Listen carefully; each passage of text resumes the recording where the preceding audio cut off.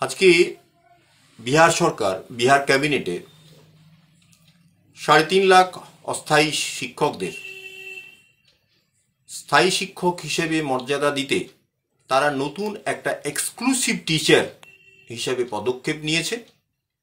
আমরা তাকে স্বাগত জানাচ্ছি এবং সেই সাথে আমরা পশ্চিমবঙ্গের আমাদের রাজ্য সরকারের কাছে আমরাও কাতর আবেদন জানাচ্ছি যে বর্তমানে পশ্চিমবঙ্গে প্রায় 46,000 পার্শ্ব শিক্ষক শিক্ষিকা কর্মরত, প্রায় 17-18 বছর ধরে।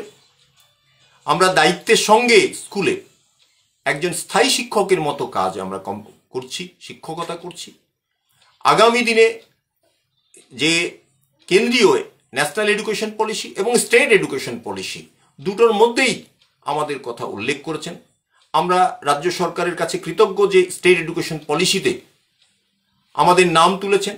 আমরা আগামী দিনে রাজ্য সরকারের মাননীয় শিক্ষামন্ত্রী এবং মাননীয় মুখ্যমন্ত্রী উভয়ের কাছে আবেদন, বিহারের আজকের এই ক্যাবিনেট সিদ্ধান্তকে স্বাগত জানিয়ে আগামী দিনে পশ্চিমবঙ্গের 46,000 পার্শ্ব শিক্ষকের স্থায়ী শিক্ষকের মর্যাদা দিতে তারাও বদ্ধপরিকর এবং আমরা খুব দ্রুতই আমরা পশ্চিমবঙ্গ সরকারের কাছে স্থায়ী শিক্ষক হিসাবে মর্যাদা পাওয়ার আবেদন রাখছি এবং আমাদের এই আবেদনে সরকার আমাদের প্রতি সদয় হবেন, আমরা এই আশা রাখছি।